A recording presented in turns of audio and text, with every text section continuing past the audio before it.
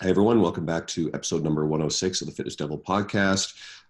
Andrew here. We never introduce ourselves, so this voice is Andrew. I've also got Dean with me, and we have Tony Gentilcore today. So Tony's going to talk a whole bunch about his gym core and the journey from working at Cressy Sports Performance into having his own space, and now he's expanding into a larger facility. About his wife, Lisa Lewis, who we've had on the podcast, their relationship and how it adds to his life and career. So having a partner who understands the life of a trader is a big deal. And we talk about strategic partnerships, his partnerships with Dean Somerset and the Complete Hip and Shoulder Blueprint. Having worked at Cressy Sports Performance with people like Eric Cressy and Pete Dupuis, we're going to have Pete hopefully on next week. And we get into a healthy conversation about writing some books that are going to be really helpful for that, starting your own website, your blog, and strategic tips there. So enjoy. Shut up and sit down.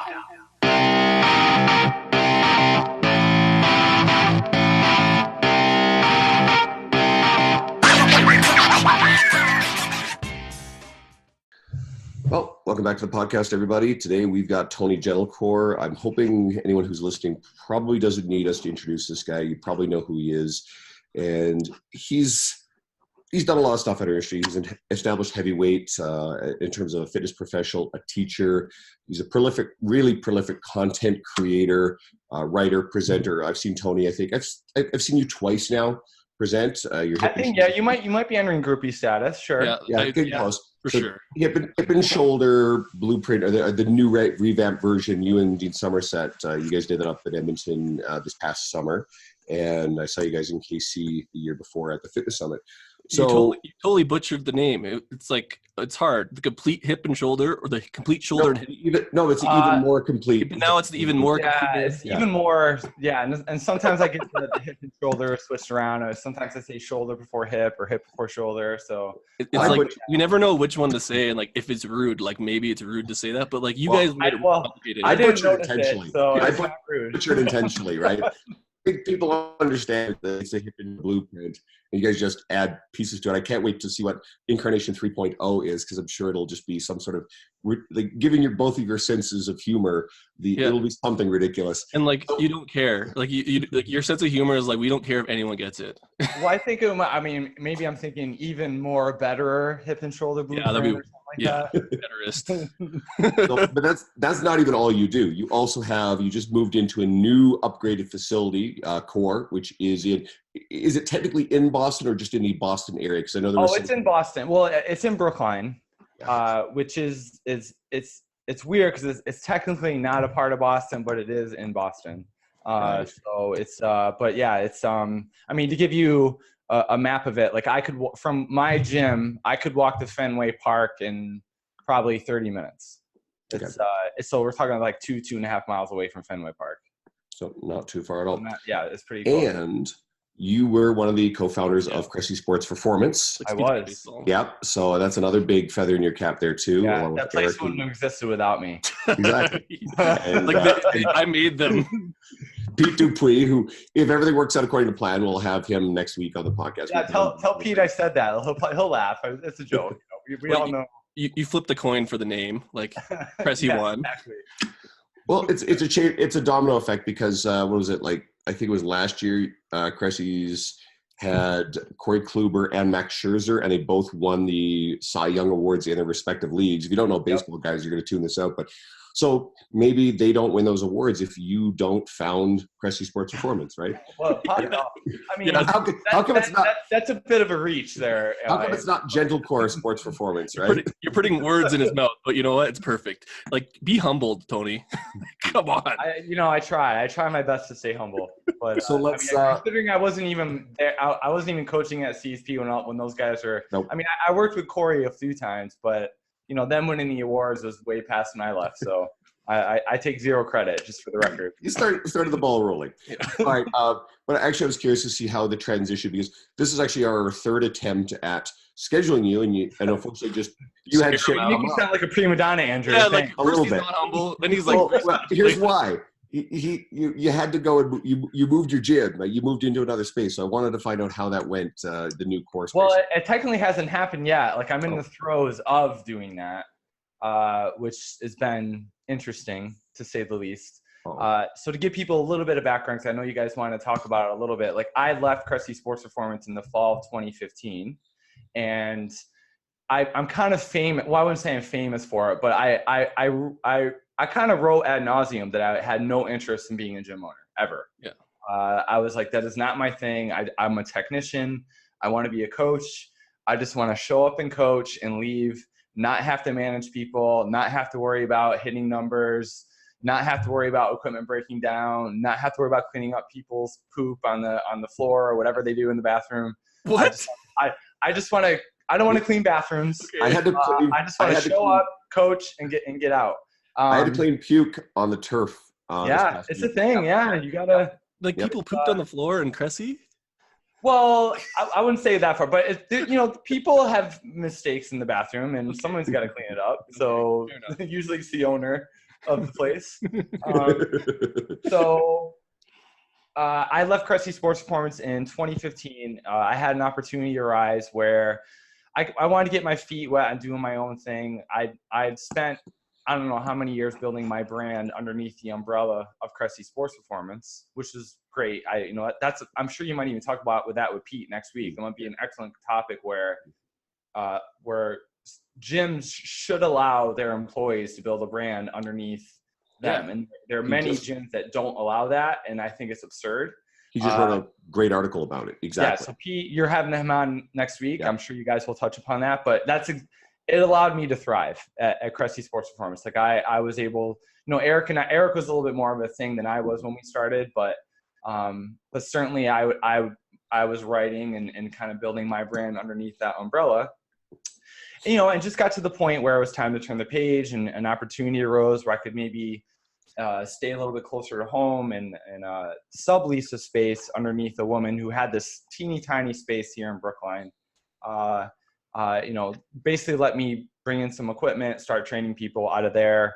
And that's what I did. I left Cressy Sports Performance, started doing that.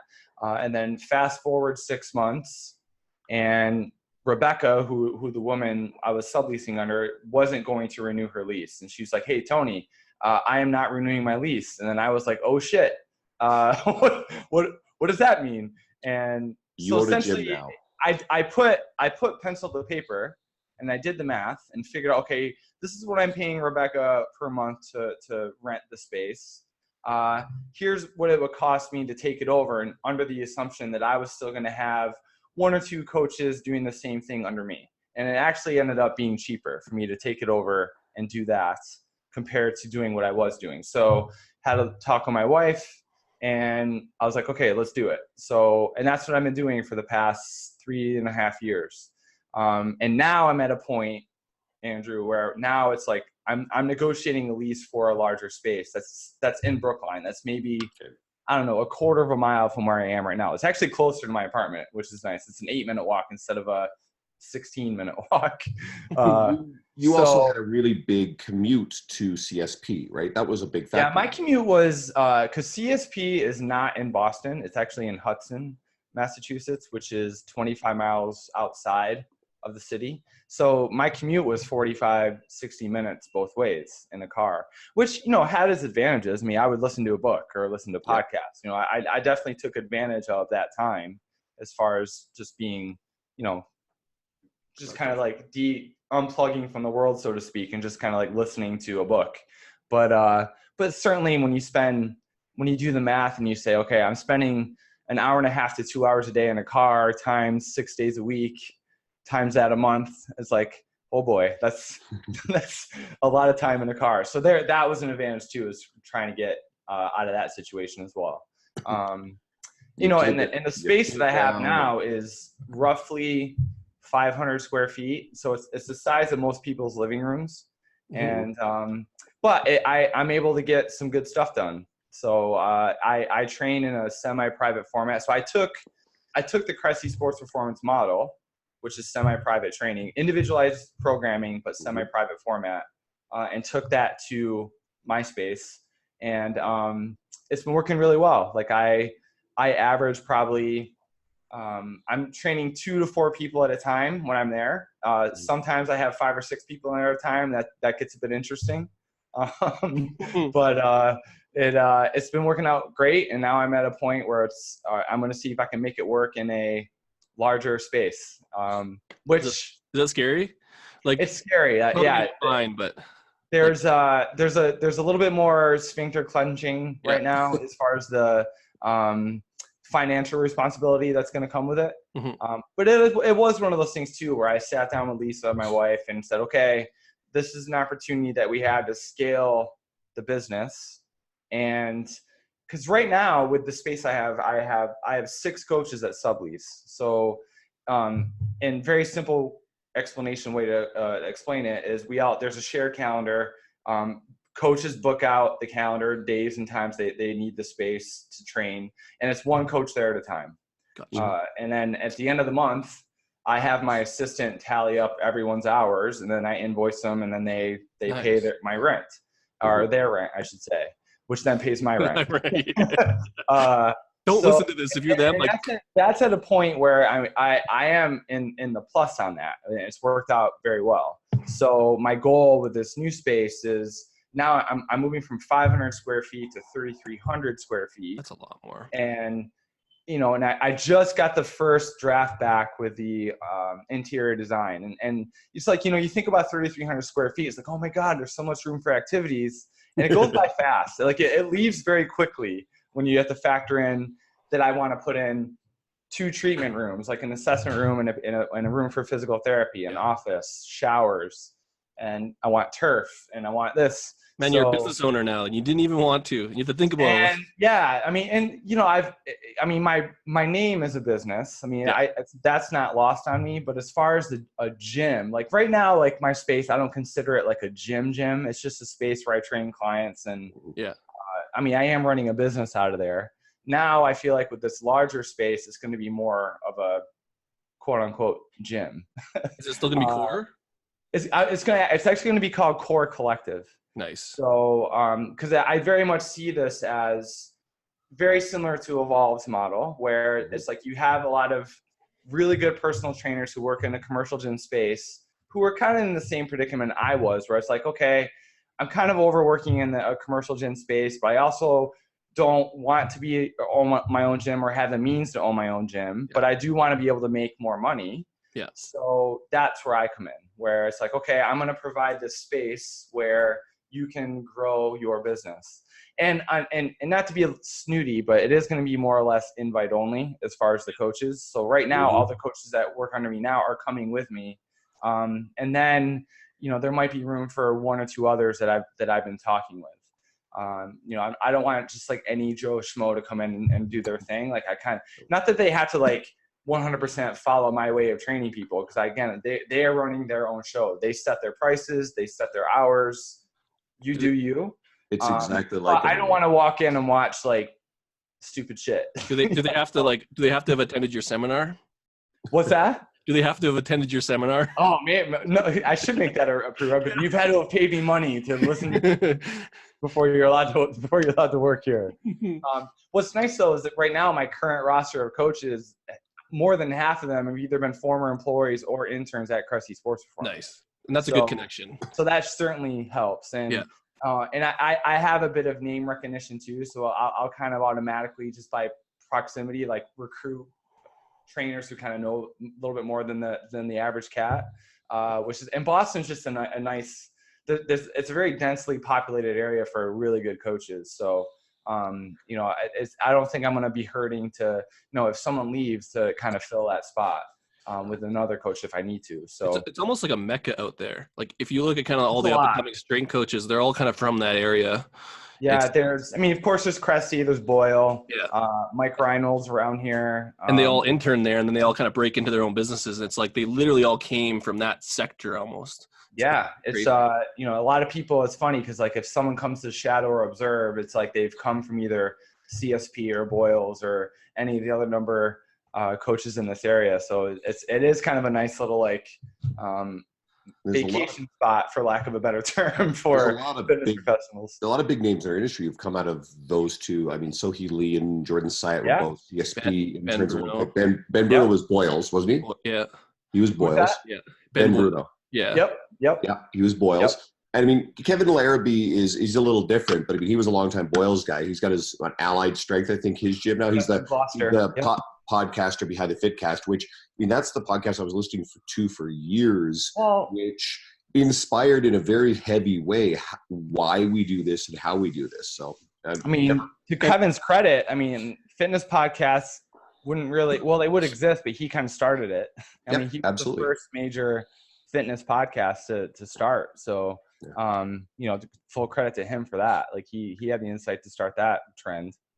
A lot of his guests, that's how I found out about a lot of people in the industry who've now gone on to become friends, and certainly guests we've had. Yeah. That is where I first found out about them. In a lot of cases, it was either that or T Nation. And I think in your case, I'm fairly certain it was T Nation first when I came across you many, many years ago. Yeah.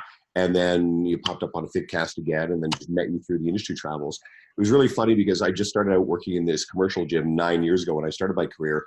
And I'm reading T Nation, and I realized in a second, I see this name. There's this Dean Somerset guy who is on T Nation. He also happens to be showing up on the sales and the session totals for the company. So I'm like, oh, this is the same guy. Cool. And I got to know him a little bit, and well, a lot of cool stuff has come out of that. And now we're partners in this Evolve Strength Symposium conference. Yeah, Dean. I mean, he and I met. It was funny because when Dean was part of my wedding when Lisa and I got married. Yeah. And of course, my other groomsmen were Pete and Eric, and it was funny because, you know, everyone gives their speech at the wedding. So Pete and Eric and Dean.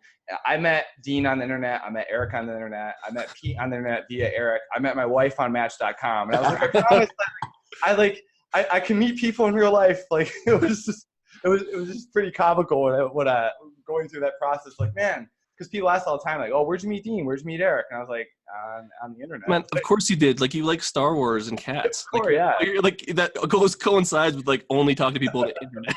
And techno music. And techno.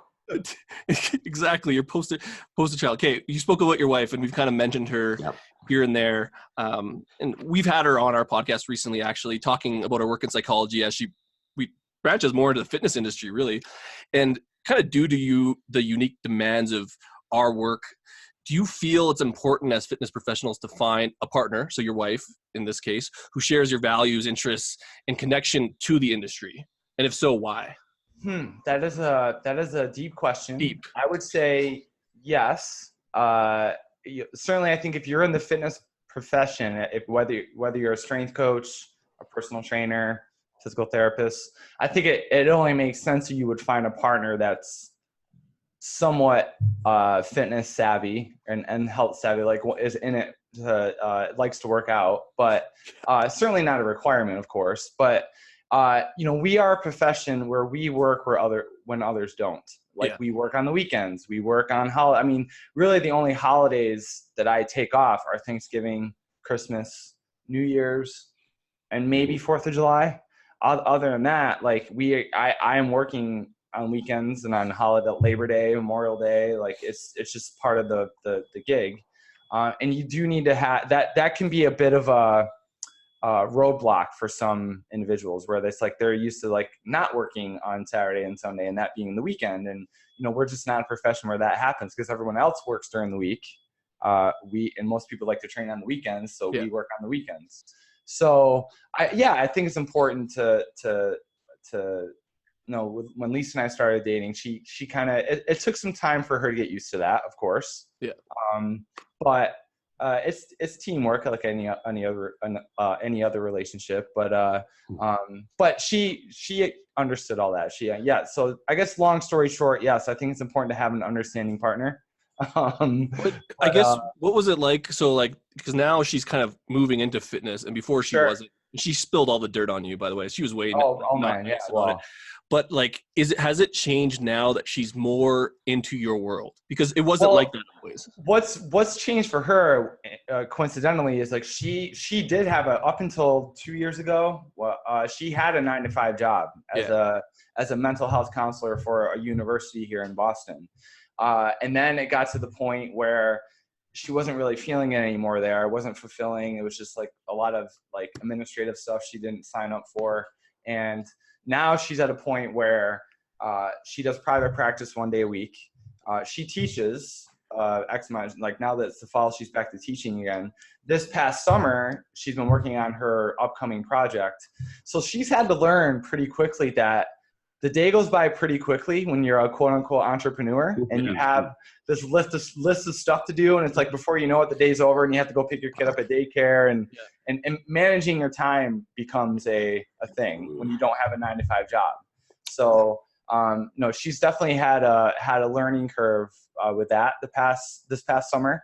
And I would chuckle sometimes. I'd be like, ha ha ha, welcome to my world. Like that's that how probably it didn't is. go over well. What was that? That probably didn't go over. I might have had an evil glare for a second, but then we hug it out, but like how many I told you so's came? There's been a handful. She was but said with a very loving tone, of course. She was basically like taking credit for like a lot of the things that you did, because like you would come up with problems and then she was like, I'm paraphrasing. Yeah, but she worked with you a lot of stuff. There's not a lot of I would agree with that. There's been many instances where I wouldn't say problematic clients, just issues have come up. Yeah. Where it's like, I don't know how the hell to handle this. And I would just bring it up with her and she'd be like, well, why don't you play or say this or do this? And I'm like, that's brilliant. So there's advantages of having a psychologist as a wife. That disadvantages that you have to talk about your a lot. I can only imagine the disadvantages. I don't even want to think about that. When there's many times where sitting down and talking about our feelings is a thing, and that's like not my favorite thing to do in the world. But she's been instrumental in my later years at CSP, and definitely now that I'm on my own, as far as molding my coaching philosophy. She's had a big impact on that. Well, that sort of leads into the next thing. And we talked a lot about CSP. We talked about your relationship with Dean Somerset and your seminar series. And now, you and Lisa, you guys are doing some presenting things where you guys both present as part of the same thing. So you've not really ever gone it alone as much as you've been really comfortable with creating strategic partnerships. Mm-hmm. So I guess, what are your thoughts on going further with that for fitness professionals, like the value of partnerships? Yeah. Is, kind of industry. Yeah, I mean, selfishly, I just think it makes it so you're not doing as much work. I'm a big fan of that. And except the time that Dean got his flights got screwed up. I think there was that time in Philadelphia this past summer where I had to do I have presented on my own. Like I do stuff with Equinox that's by myself. I've done a few 1 or 2 day workshops on my own as well. But it certainly helps to have a partner, because I do it with Dean. I do it with Luke Worthington in London. Obviously, I do it with my wife, Lisa. I'm part of other symposiums or conferences. Certainly, when it comes to doing stuff with Dean, when it comes to doing stuff with Luke, when it comes to doing stuff with Lisa, there's workload is an issue. So it's not as much as that, but just being able to bounce ideas off each other. Like, hey, what do you think about this? Like, you cover that. You're more of an expert in that area. Like when I present with Dean, like I'm the potty mouth strength coach who swears and talks about deadlifts and squats and whatnot. And then Dean, I've gotten to lighten up a little bit on his language. He swears here and there. Yeah, I think he swore in our event this past. Yeah, and I every time he does it, I make note of it. I'm like, yes. But Dean is a smart dude, and he's very good with rehab and assessment, and he's much more. I mean, there aren't many people know anatomy better than him. So, and I know my way around anatomy. I know it, but it's not. I don't know it like his level or Eric's level or any of those people. So I do think partnering with people who have complementary sets of skills that I think work well, but then also just have a level of expertise that are outside your level of expertise just only makes the overall product better. And so I think if you're partnering with people in that sense, I think it's only going to help. Well, there's a number. Dean first. I was going to say that the reason why we asked is because you almost find this idea in the fitness industry where everyone's kind of hoarding on to stuff and information and their own projects. And in a lot of cases, that's not a net positive in the end. You know what I mean? Like isolating yourself tends to, and not for everyone, but it's sure. a way different way of looking at it. generally? I mean, I agree. Like, I think there's nothing new in this industry, of course, and there's always an overlapping of ideas and philosophical ideas and approaches and methodologies and stuff like that. But I mean, I personally agree with you. I wouldn't feel comfortable pigeonholing myself into this corner. Like, hey, I'm the shit. Like, I know everything. It's my way or the highway. Here you go. I certainly prefer to partner with other people who have just different perspectives and ideas and ways of doing things. Like, I mean, when I present with Dean and Luke, for example, you know, we're not like 100% in eye to eye on everything. You know, there's been times where I've been presenting on something and then Dean says like the complete opposite. And I'm like, wait, what do you mean? And I think that's good. I think it's good to have that dialogue and that type of relationship where you agree on 90 to 95% of it, and there's 5% that you learn from each other on. Like, every time I present with Dean, I've presented with him on the same workshop many times, I always learn something new from him. He makes me better. Like, he completes me. So it's a complete hip and shoulder. Yeah. And it's been even more lately.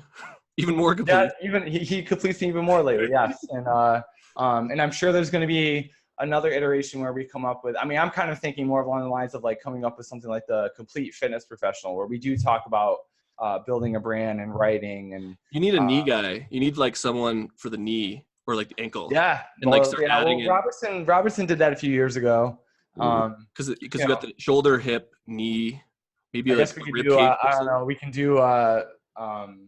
Neck, knees and cervical. ankles, I guess. I don't know. Well, actually, funny you mentioned Robertson. He's going to be one of my asks, and I know I met him a couple of years ago. He's really a sweet guy, so I'll ask him to come on the podcast, and I'd be very shocked if he'll say no. Oh yeah, he'll do it. Yeah, he'll do it for sure. He's actually one of the rare. I mean, he and I have been friends forever, and I think his podcast is unbelievable. Like, I listen to his podcast. I was just on it again a few weeks ago. You should talk to him, Andrew. He messaged us. So like we recently were like, I don't know, I was looking through the rankings and we were actually ranked in like the top 30 of like fitness, which I saw that. I was right beside Mike Robinson. So I was like, I tagged Mike. I'm like, oh my God, I'm like Mike Robertson, even though his podcast is way more successful. But he messaged back. It was like, congratulations. I'm like, oh, that was like nice. Yeah, he's a good dude. Like he's definitely one of the good guys out there. Like he's a genuine, authentic person. So he'd be a good guy to have on. Yeah, no. My when I met him, he was just the nicest person. He was one of the presenters at Luca Hosevar's event, his fitness business thing in Renton outside of Seattle a couple of years ago. Of course, Luca and I didn't chat about this. Not that I'd have to run this by him, but we held our events on the same fucking weekend this past couple weeks ago. So I've chatted with him a little bit. I mean, you're going to try to make sure I've decided, okay, let's move ours a week later, and I'll let him know. And that way, because we might be competing for a couple of speakers. Yeah. So it actually might be worthwhile. Yeah. Yeah. Because we're totally geographically very close. Plus, I want to be able to go to it because I had a good time 2 years ago. Yeah. So it's like, shit, I can't go. And, Brett Contreras was there. Ben Bruto was there. Eric Cressy was there. John Berardi was there. And, I mean, I know not a bad lineup. Yeah, I know Brett. Mark Fisher was there. It was super. Plus, I like Luca. So I know Brett really well, but the rest of them I haven't actually ever had a chance to meet before. Martin Rooney was there. He's amazing. All great guys, and, like, that's a pretty fucking sick lineup. And plus, there's a couple of guys there, like we said, we're hoping we can get one of the names I said on that list for our event next year. I won't say it on the air yet, but I want to confirm it. But anyway, the hell was I thinking? I had a thought that like some of the really super successful brands in our industry are collectives. You look at Juggernaut, right? It's not just Chad Wesley Smith. He's got Quinn there. He's got Max Aida. And Mike Isertel was sort of a part of that for it. And then Mike now has RP. RP is one of the hugest things that are. And it's a collective now too. Like they're bringing. He's got a collective of people. Yeah. Well, even Core Collective. I do think you only make yourself better when you have a group of people to support you and kind of share ideas and workload. I think it's just. One of the things I miss most about not being at Crusty Sports Performance is being around the other coaches. So I think one of the things that I'm really excited about with my new gym is the fact that I'll be on the gym floor with other coaches again, which I always found a lot of value in. It's kind of interesting. Experience. It's interesting because like we're talking about collectives, and like a lot of those people on the lists were similar to you. Like even Mike Isertel, like they didn't want to own a business that like turned into what it did. But then coming in there, you're less singularly focused on yourself because like it was you kind of accidentally did it. Does that make sense? So it's interesting because I look at that like, oh, none of you guys wanted to run businesses and now you're running businesses. And like, well, I think maybe what's a similar explanation is the slow burn of it. Yeah. I think when I especially when I think about myself, it's like I took my time, like, and made sure that I was ready. Yeah. And financially able to do everything I wanted to do, and I was a good spot, and I felt like I would, intellectually I was in a good space, and I knew I had a lot to share, and I would never consider myself like the most savviest of businessmen, but when I was around Pete and Eric for 8 years running a business, and I of course was able to absorb a lot of things with that, and being a business person. I mean, people say this all the time. A lot of it is intuition. I mean, if you don't have the money to pay for something, don't buy it. Like it's really that simple. And if it's when it comes to like equipment selection, is this something that you want, or is it something that's going to help your clients get better? Just stuff like that is just. Well, that was basically like even that last point. I think a lot of people go wrong. Not that we're gonna like give people advice, but like even the last gym I worked out at, it was like literally like a brainchild of like what I wanted. Yeah. And like that was a lot of money. And like and it's now that I'm even in my new space now I'm like this close to having to like write down my wish list. Okay, here's what I need. Like I need 1 or 2 more power racks. I need X amount of barbells. I need weights. I want a batting cage. Batting cage. I need a techno station for people with turntables. I need. It's like, what else do I need to make a successful gym? You're probably gonna fight for the tables. God, it makes me realize just how spoiled I am. Me and Somerset have this thing where you pay a very, very low rent. When we tell other traders, from all over like North America, when I'm at conferences, like how much rent we pay, they're like, oh my God. They're like, what the fuck? So even I had that conversation like recently with Phil. I'm here in Lake Tahoe. Anyways, he was talking about his business and what he charges his trainer. I was like, holy shit, like you guys got it lucky at Evolve. And we have, like, I have 10,000 square feet of floor. I think Dean at the downtown one is probably more like 14,000 square feet. Yeah, that's a massive gym. I mean, there's literally 30 squats in our gym. If you count all the Olympic lifting racks that you can technically squat at, which are fine. We have open turf space. There's everything in there that you could really need for sure. I mean, we were talking about once, I just put up a video on my Instagram story of the owner of Evolve using the belt squat at the one downtown. So Dean has access to a belt squat now. I don't have one yet down in the south one, but we'll probably look at one. We don't have as much space. And then we were talking about hopefully getting it like a hip thruster or something along those lines. And shit, I mean, like, I have everything I could possibly want. I have all the benefits of owning a gym. I get to recruit trainers coming in. Are you just trashing on Tony's system? You're like, Tony, you No, don't have any of this stuff. no. No, Just you're like, idiot. how Like- fucking lucky we are, right? Yeah, right, a little bit. Like, Tony could get it if he wanted to. Yeah, But I don't No, even worse. I don't fuck you, have Andrew. I am going to get a belt squat. Like, literally, your whole gym is like changed, and now you have to go back. You're like, oh, well, like, I'm just gonna have hip thrusters and belt squats. Super productive. Well, what's going to happen is like I'm not going to say too much about this, but there's another gym franchise that's rebranding itself, and it's kind of sad what's going on. They're trying to rebrand themselves into something very, very similar to what Evolve has. So they're bringing in shit like strongman yokes. You get these trainers who you're talking about entry-level commercial gym trainers or people who aren't skilled or experienced with, say, strongman stuff. And I can just picture like 60-year-old ladies like breaking their necks, walking around with a yoke, or them putting in something like a belt squat, and people not having a fucking clue how to use this stuff. So that's kind of scary. It is predicated on the base of your clientele. Like I train predominantly Gen Pop clients now. Yeah. Like Don't do I belt don't squat. have any strongman people. I mean, maybe no power lifters like now, but I have trained some in the past. So When you're yeah, posting more I do deadlifts. think when it comes to exercise equipment, it has to fit the demographic of who you work with, of course. Mm-hmm. You give me a power rack, and I can do 90% of the shit that I do on a regular basis. When I was in London last week with Luke, where he's working out of Amp Athletic, which is in Marylebone in London, like that's exactly their models. Like they have like 5 power rack set up where Luke essentially is in the corner with one rack, working with one client. Everything he needs to do is right there. Barbells, plates. You've been to Exos too. Like Exos does it too. They have the Kaiser racks, but every Kaiser rack has a set of power blocks, and then they just have the Kaiser functional trainers. Like that's it. Yep. They have other shit, but like really, it's a kind of cool model because every rack is a training station. Yeah, and that's more or less what I envision at my new space is that like getting, because right now to save space I have a set of power blocks. Like I think from a space standpoint it doesn't make much sense for me to have like 10s, 20s, 30s, 40s, whatever. I can just buy a pair of power blocks for half the price and they're all right there up to 90 pounds. And they're faster. I might have to buy some dumbbells that go above 100 just so I have them because you want to have your name on it too. Like every gym owner. Yeah, they'll have like core, but it's gonna be like every gym owner. That's like their dream is like they want their names on their dumbbells. I never thought of that before. Yeah, but here's the funny thing. So like opposite of that, a lot of gyms fail. So it's really hard to sell dumbbells with your name. But like that's true. That happens all the time. Like how many? Well, we've seen gym sales, and it's like, oh, what gym went out of business? That one. Yep. Well, I would buy your dumbbells though. I would. Not to mention, I bought a lot of my equipment that I have now at like random people's garages. Yeah. So I don't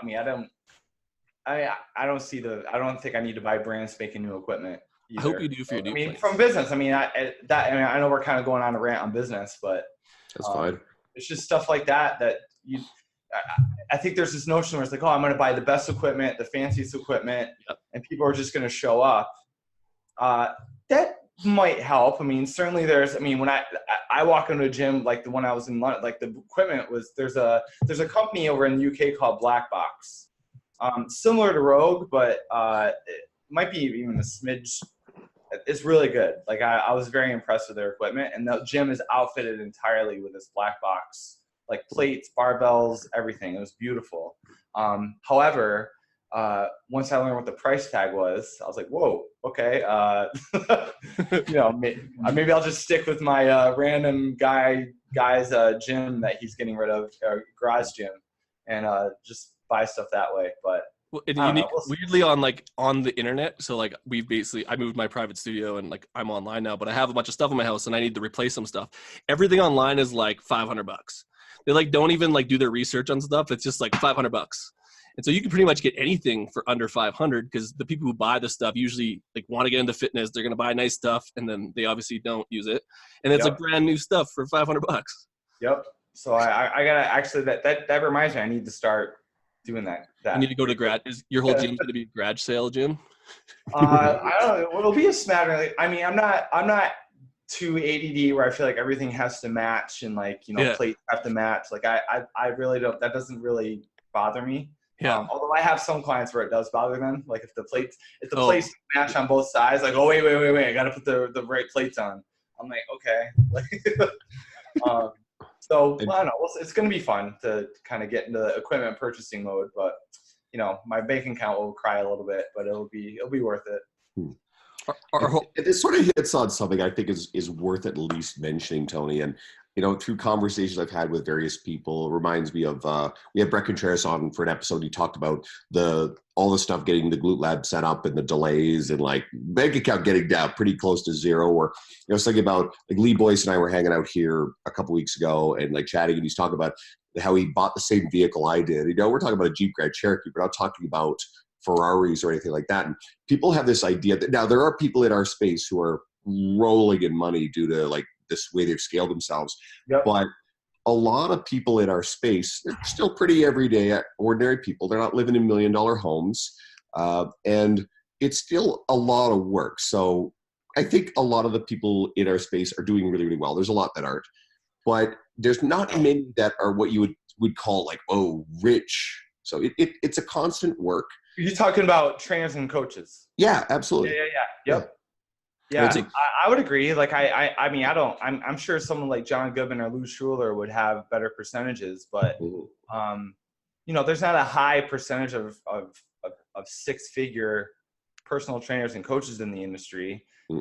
I really, if I had to make a guess, it's probably under 10%. I'd say under 5. I think they did that study with John John Goodman's, they released how much income trainers are making. Yeah. Yep. That was a couple weeks ago. Yeah. And the 6 figures was like not very predominant. Like I think it was like 10. I'm and I think a lot of it too, if I remember, was the more experienced trainers were making. Right. And it was always the people who are more experienced, who had been in longer and were older.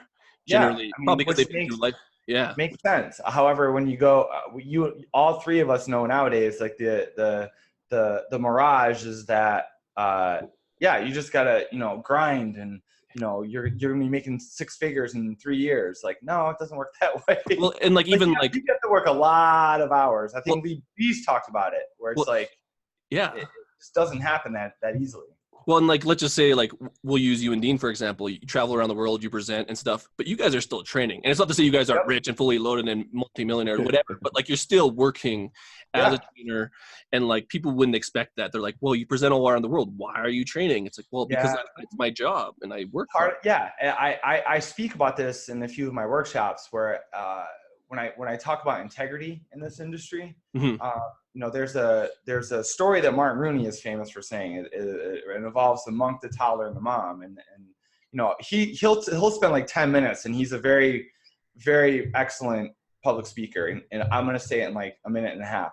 But essentially, a mother has a toddler who likes to eat a lot of sugar, takes the toddler to the monk to ask the monk advice, and okay, how do I get my kid to stop eating sugar? And the monk looks at her and says, come back to me in 2 weeks.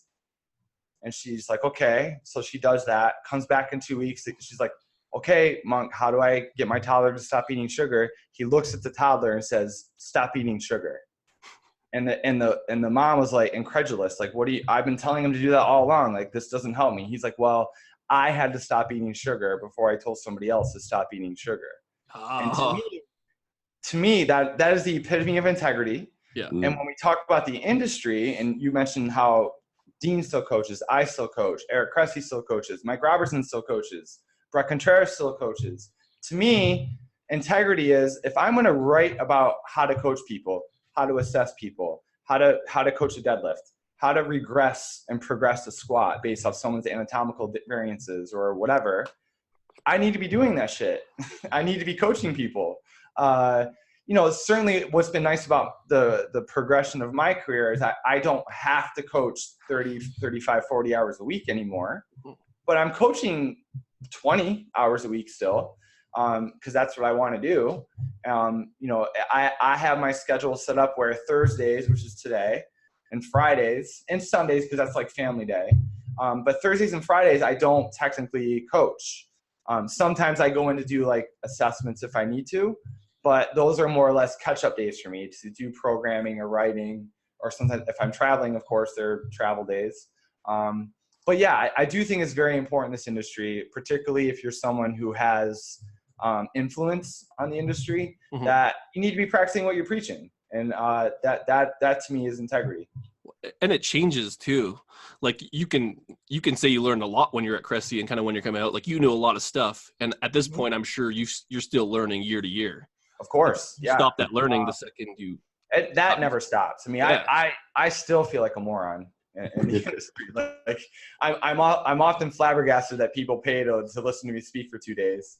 Well, Eric Helms talked about this, but like he stopped training as often. And I asked like if he lost his coaching eye, and he's like, yeah, like completely. Sometimes like I have to get back into it. And like, if you're assimilating all this information and you're not actually using it a lot, like that's the thing too. Attention's different when you haven't gone through it. Like it sounds good, but the nuance is perfected in actually doing.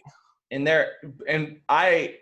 believe me, there are many, many, many coaches who are known and not known who are way more book smart than I am. Yeah. Who can like quote Mel Siff, and like they're just nerds and know everything about insertions and origins, and you're right, unless you're actually in the trenches, and I don't necessarily like using that term, but you need to be on the gym floor coaching, because if you're not applying it to a real live person, that changes the game right there. And Sally moves differently. Sally moves a little different. Yes. than Bob. Yeah, and I think oftentimes when I was at Cressy Sports Performance, and even now when I have other coaches, usually younger coaches, when they come in and shadow and observe, they're often somewhat amazed. Amazed might be a strong term here, but they're amazed that, I can just watch somebody do something and say one word, like blah blah blah, and it fixes everything. And that comes with experience and like working with people and variations of people. And I always tell fitness professionals, like, when you finish school and you're in the real world, you should train in a commercial gym for a minimum of 2 years. Because I think that is what's going to make you better. I did it for 5 years. The initial 5 years of my career were in corporate fitness and commercial fitness. 6.5, right? And I think that really helped me set the foundation for, like, well, number one, I'm not as smart as I think I am when I left school. And it forces you to adapt to different people's preferences when it comes to coaching style, their ability level, their injury history, their goals, their anatomy. You're only going to get better. You're really only going to get exposed to that in a commercial gym setting, because where you just have a cornucopia of just random people from random backgrounds. I'm sure we all did this, but I felt so stupid when I started training. Oh, I was like, I know so much stuff, and then I was like, fuck, I don't know any. I'm never making an Instagram post until I like figure this out. Like, I mean, there's part of me that still feels that way. Like, agreed. I think that's normal. Like, I think everyone should have a degree of humbleness, and I don't, let's put it this way, I have little respect for those coaches who feel like they figured it all out and it's like they know everything and it's their way or the highway. Like, I don't really have any flavor for that whatsoever. My palate is zero for that. Like, I definitely gravitate to individuals who are the Robertsons and the Contrerases and the Jen Stinklers and the Molly Galbraiths, who are very humble, smart people, but still very humble, but they're also coaching. Well, they're problem solving is what I call it, because like a lot of even your seminar kind of models this, but like there's a lot of models out there. There's FRC, there's DNS, PR, like whatever three-letter thing is, and a lot of people rely on those models, but those take out the problem solving aspect of it. And you guys at your seminar basically just teach a bunch of stuff and like how to apply it in different, like it's the model to like not be stuck in a model. It's kind of I think the way Dean and I approach it is kind of like an amuse-bouche of all those things. Yeah. Like a little FRC, there's a little PRI, there's a little DNS, there's a little just anecdotal experience. Mm-hmm.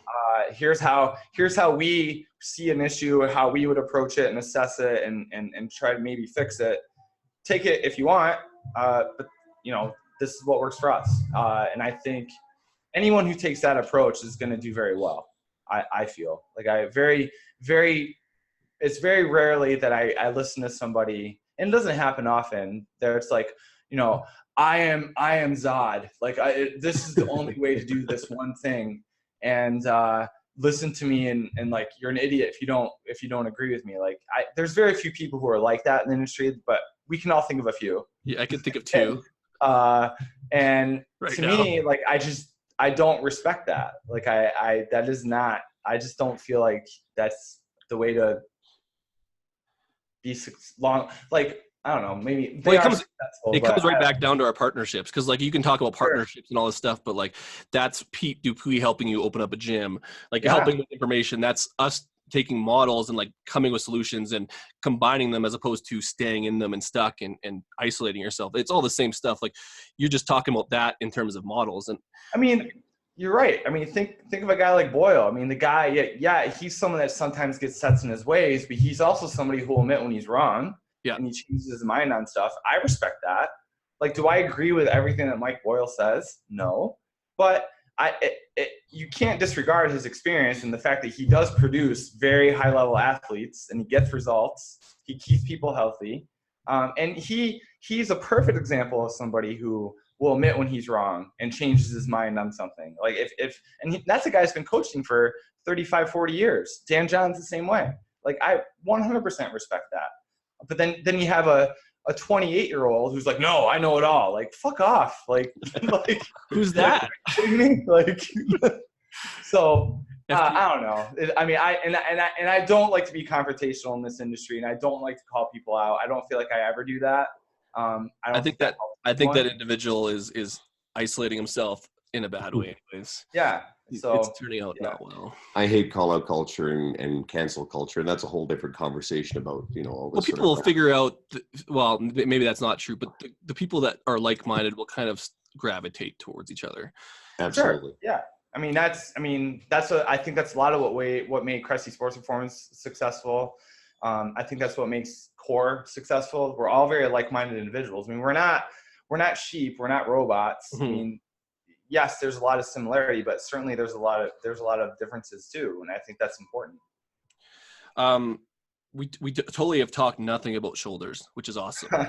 Well, that sometimes is refreshing that I actually know other stuff than shoulders. We tried to keep Brett, our episode with Brett, we really tried to avoid anything glute related whatsoever. And actually was one of the most excited. He's like a little kid who just came alive, passionate about several other aspects of things that he believed in, like not using language about people being broken or dysfunctional. It's something big fan of that. Really, and we talk a lot about some of the business stuff. And a lot of times it's fun because I think you guys get asked a lot of the same questions all the time. And one of the things we try to do with this podcast, and we have done way more with this than we thought when we first started out. Recently we found that we were Dean, what was that picture you had? It was like, we're in the top podcasts. In what category? Fitness. Fitness. Okay, cool. Which is the only market that matters to everyone. Fuck our Canadian listeners. Sorry, guys. I really don't care. We're the top 30 podcasts in northwestern Canada. Yeah. That's pretty much. So that's done kind of well. No, that's a big ass category. That's a big accomplishment. One of the most important things about that is just creating something that's very unique. And a lot of our guests are very happy that it's kind of different from what they're used to getting in the same pedantic questions. And then they all want to come back, right? So he's already like hustling you. Like before the podcast is even over, he's putting words in your mouth. Yes, I'll come back on, guys. I'll come back on. But only after you ask Lisa on probably 4 more times before me. Yeah, and like then there'll be like 5 cancellations in between then. Like we'll book it for like hey, when you have a toddler, you never know. Like it's that's you felt more bad about it than us. You're like texting us like you felt so bad. I will say I've used, it's nice. There's advantages too, because you can use him as an excuse to get out. Not that I used him for you guys. Totally did. You totally, you didn't. Julian's not feeling well, or I have to go get Julian. And, it gets you out of a few things you don't want to do, which is nice. Little parent secret right there. Are we going to throw the book one at him? Well, sure. Why don't we ask him that? So, yeah, we ask every guest we have if they have any books that they've read that particularly meaningful. Be it, it could be training stuff. It could certainly be like broader, like, I hate the term self-help or whatever the fuck motivational shit. But something that you're like, hey, this book was a really great read, and I found it helped me with my philosophy towards business, towards coaching, towards life. So I will say, I think Dean and I would agree on this actually, because we were asked this when we presented in Prague a few years ago. We were asked like, what book influenced your career? And kind of, we both said the same book, and we said it separately. I didn't hear him say, he didn't hear me say it, but we both said the same book. And I do think Boyle's Advances in Functional Training really helped. When that came out, I don't know how many years ago it was now. It's probably at least 5 or 6 years ago, if not maybe a little bit longer. That book to me kind of like molded my thought process on program design and progressions and stuff like that. So if I had to pick a training book, that would be one that I feel is a good one that helped my coaching philosophy. From a writing standpoint, one that sticks out is called Everybody Writes. I think the author's name is Danny. I forget the last name, but it's called Everybody Writes. And that, to me, what I liked about that book was that, as a writer, particularly as a fitness writer, writing never came easy to me. I didn't seek it out. It wasn't anything that I pursued as an undergrad. It just kind of sort of happened. And it's always been hard, as far as like, okay, I'm sitting in my computer, looking at my keyboard. Okay, I got to write this thing. And it takes me a while. Like, it isn't something I just like tap on my keyboard and I'm like, la, la, la, la, la, tapping away. And it's just these beautiful words come out. Like, no, it's like I write a sentence, I reread the sentence in my head, then I write the next sentence. I reread those 2 sentences in my head. It's just like, it's a very robotic way. And what I liked about that book was like, that gave me permission to say that is okay. Because everything is writing. When you think about, if you're writing an email, if you're writing a tweet, if you're writing an Instagram post, if you're writing a blog post, it all counts as writing. So I think that book helped me kind of get out of my head a little bit. It's by Anne Handley. Everybody writes so your go-to guide Okay. to ridiculously good content. I actually was halfway through it, and I was listening to audio. Usually books about writing, I try to physically read them, so I think I actually just have to go back and get a physical copy. For me, the book that completely helped, I know, right? Completely helped with my writing, cleaned up a lot of the technical stuff, but it's a pretty easy book to read, was On Writing Well by Zinzer. It's kind of one of the Bible of writing. That's great. And if you're really interested in this stuff, for anyone listening, On Writing by Stephen King is actually a really good book. It's kind of half autobiography and half a lot of the practical wisdom of writing that he shares. So I would probably go Zinzer's book, Everybody Writes, and then if you really want to top it off, you can go to Stephen King. And then I would actually throw Bird by Bird by Anne Lamott is very good too. Writing book. By Bird? Bird by Bird. Anne Lamott. That's another excellent, because it isn't some like Zinzer's book is more of like the technicalities of writing. Okay, which is great, and it's not too academic, which is what I appreciated about it. What I like about Bird by Bird and Everybody Writes and those types of books is really on the writing process. And even Stephen King's book, it isn't really like the technicalities of writing. Like, here's a pronoun and here's where adverbs go, and it's more like the daily ritual and processes of writing, which I appreciate. But Bird by Bird is a good book too, if you want to get another book on writing. Yeah, okay. I like how it went to like one book about writing. I like kind of interested in, like, Tony's read all of them. I have. I mean, my bookcase is right around the corner here. I do have like a section of my bookcase that is like a stack of books that are just on writing books. That's a good point though, because there's like, we even get questions like, oh, because like Andrew got into T Nation, and there's all these writers, and they'll always ask like, oh, how do I get on these things? And like, A, like start writing, but B, like it's probably a good idea to start learning how to write, because again, most of us, even in college, we go through our one required English class that really doesn't teach you anything, and then like you're required to write. Well, that's why I feel like it's important, because like people don't put a lot of thought process into an email, for example. Correct. Like when you're writing an email, like if you want to practice your writing, you know, in a non-academic way, like when you're writing an email, practice being grammatically correct in your email and like making it like the syntax of it makes sense, and like just like make it sound like you're talking rather than like, hello sir, like I'm asking this inquiry. Like, don't be so robotic with it. So even stuff like that is going to help. But I do think the best writing tip out there is shut the fuck up and write. Like that to me is kind of rule number one. You can read all these books on writing, but if not actually like that should writing, be a book title. Like I think you should circumvent like a book for like shoulders and like shut the fuck up and write, because like the fuck is like new, like that's like the way to make a big top selling book nowadays. Like there's I was at the F-bomb in there. There was like the Mark Manson effect, right? Yeah. There's like every author, like it was literally every row had a fuck book. Yeah. It was crazy. Yeah. That's at the airport. That's not even at the bookstore. I know. You hit on something really important, and it was something I caught myself a while back doing. Is you're always searching for more information, you're always reading more things. So I try to keep myself mostly exclusive to audiobooks now for when it comes to new stuff, except for this technical training stuff. I'm waiting for Brett Contreras. We mentioned Brett a lot this episode. Guys, go listen to his episode. Yeah, we don't care about Tony. Like Tony, do you have Brett just released his Glute Lab book, which looks incredible. It's a giant textbook that massive. Yeah, you could throw it and probably kill small animals. I hope no one ever does that. That would be terrible. But it's huge, and I can't wait to read that. That's a physical thing. Like someone actually asked me, is it going to come out on audios? Like you consume something like that on audio. No. But one of the books that I think complements this conversation really well is Stephen Pressfield's The War of Art.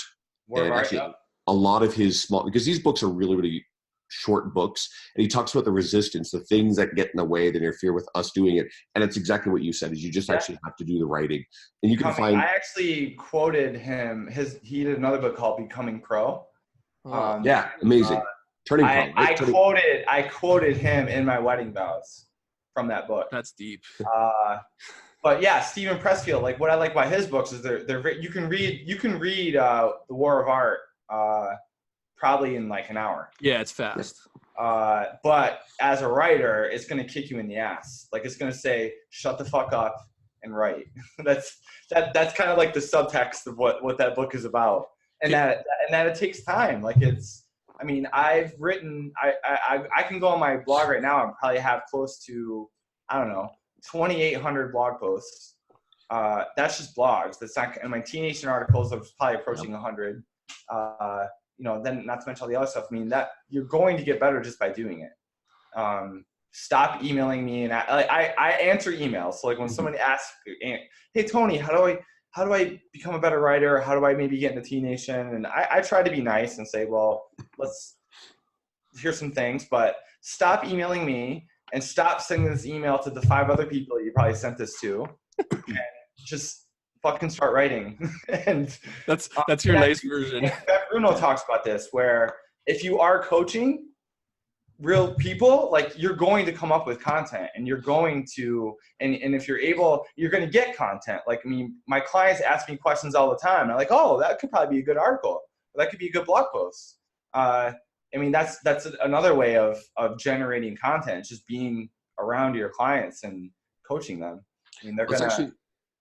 Yeah, go ahead. I was going to say, let's actually like take that a little further. You know, the whole thing is, I get this question quite commonly now too, because I mean, I certainly don't think I'm a writer in the same caliber as, I think of someone like John Romanello is very high end on that, but you know, then just your longevity and content Tony for once. Tony's yeah, but absolutely. No, I would agree. Like John is like he's a writer. Like he is a writer. I'm just a strength coach that can write coherent sentences. Like there's a lot of people who are prolific content creators. You're very prolific, and it was one of the questions we didn't quite get to, but I guess we can tie it in here.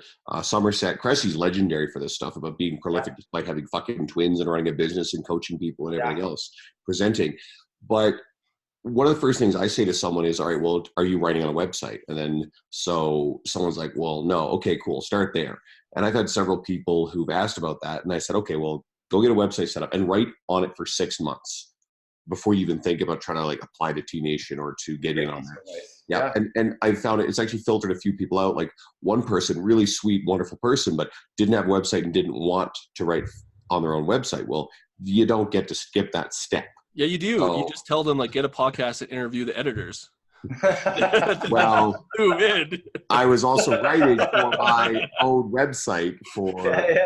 Sorry, I had to throw it out. We're way smarter than the average person. Probably a year. Plus, I've written on Facebook relentlessly, like you said. Like it's still content creation. You treat your Facebook like a blog. People do. I was joking, Andrew. I know you were, but I had actually done that. I had the website, and I started writing articles for that website. And then, he's right. That's actually how I got on there. Is I ran into Danny, sort of read on someone's Facebook. I added her. I sent her a message, and we were talking back and forth a bit. And I mentioned how like I've always loved Danny Sugar's stuff on Teen Nation, so we want to have her on the podcast. So then turned around 2 weeks later, I'm like, hey, you know, we got a slot coming up soon. You want to come on? She's like, yeah, I've actually been listening to your podcast. It's great. Like I was like, holy shit. And she just dove right into it. So then after we had her on, and she was super. Within several weeks after that, she turned around and asked me if I would consider, and she was all humble and afraid I'd say no. She's like, hey, would you consider creating content for us? And I'm just freaking out in my brain going, yeah. Right? No, like, you know what? I'll think on it. Yeah, I'm going to have to think about this. Here are my conditions. You guys are going to have to give me a bowl of M&Ms. There can be no green M&Ms. Like, fuck no, of course I'm going to say But it brings up another point. Like, Tony was very serious too. Like, you start writing, but like also a lot of this stuff has nothing to do with your writing. Like, it's like who you know and like the effort you put in, and like if people respect and like you, like you can't. People just want to jump right to the thing. Like, just like be someone who's around and like contributing in some way. And I mean, early in my career, like, I was writing for free. Yeah. Like, so certainly. Writing on my own website was free, but there are websites that I wrote for that it was just I wrote for them for free just to get my name out there. So that I would encourage people to even do that. Guest posts, right, for free. Get your name out there. You've been so like, I know we're kind of getting off topic a little bit, but like you've been kind of, because on your website now you've been sponsoring other people, so you're kind of giving back in that regard. Sure. Like you're kind of with your list and everything. Yep. Well, Tony, you just did that with me. Like I woke up one day and all of a sudden I'm tagged in something. What the fuck's going on? And like the article I wrote on sleep got like 500 fucking hits, and over the course of a little bit, and you had actually shared it in your newsletter. And that wasn't a T Nation article. You just wrote it. That was my own website thing. Tony felt bad. Like, man, thank you. That was incredibly cool. Right? Well, I people write guest posts for me, but then my stuff to read, like I peruse, and the bulk of the stuff I read is internet. Like I'm not reading many textbooks. It's mostly blog posts and articles on various websites and stuff like that. So when I come across something that's good, and I'm more than happy to pay it forward. It gives me a day of content that I don't have to write myself. So that's the real answer. Thank you, Andrew. That's the real answer. It's like you figured out a way to create content without having to do anything. Totally, right? P2P does that really well too. He usually takes like something that he wrote, and then he probably takes like 3 or 4 really good business articles and shares them. And that's a way of sharing with his audience great information, like you said. And all he has to do is read it, find it. It's not like he has to write it. Takes me, depending on the article, like God, probably 8 to 10 hours. A sleep article is probably well over 20 hours worth of work, editing, research. Oh God, yes. You're so old. That was a hefty article, yeah. He did it on a typewriter too, because he's like 50. Well, I'm not always necessarily efficient with it, but you're talking about the writing process. And one of the things that you just write the article as is completely nuts. I remember hearing Eric Bach in person when I first met him talk about this stuff. And I remember Jordan Syatt saying it online. They do the same thing. They probably take 8 to 10 hours per article on average, right? I feel so bad. I used to sleep one was a big one. That was a really long, very, very voluminous article with a lot of like research and information in it. So that one I had to really get. So that one needed to be more detailed, so it took more time. But yeah, the average article probably takes 8 to 10 hours. And if I'm filming some video for T Nation stuff, then there's a little bit of time goes in that. So do not think you're going to bring out articles in an hour. It's not going to happen. Actually, I want to know, Tony, how long does it take for you? Well, now it depends. Like if it's just like a run of the mill blog post, 2 hours. Yeah. Oh, so like I'm gonna write when I get off this. I'm gonna do a blog post that I want to get some writing done in this afternoon before I go pick my kid up at 5. I'll sit down with an energy drink and bang something out within 2.5 hours, I hope.